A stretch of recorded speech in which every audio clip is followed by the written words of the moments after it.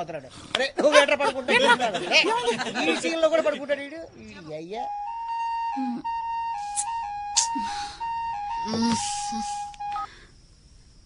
Hello, ఏం చేస్తున్నావే?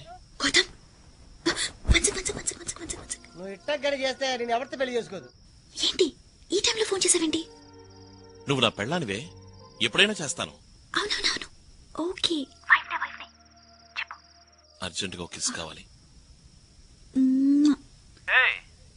ఏంటిది? మనకిది చాలదు.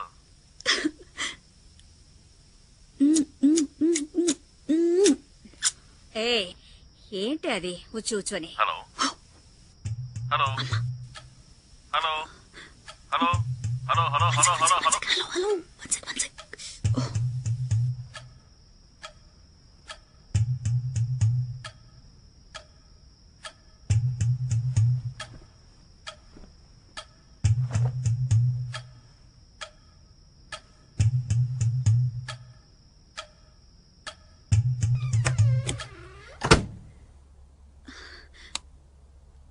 అమ్మయ్యా, చెప్పు. ఏంటి సెటిల్ అయ్యావా? నేను కిస్ అడిగానుగా, ఇచ్చానుగా. ఏది ఉచ్చు ఉచ్చు ఉచ్చు ఇచ్చేవే అదే. నాకు రియల్ గా కావాలి, అది లిప్ టు లిప్. అలాంటివన్నీ పెళ్ళైన తర్వాతే. ఏమే, నేనేమన్నా నిన్ను కొడుకునిమ్మన్నానా?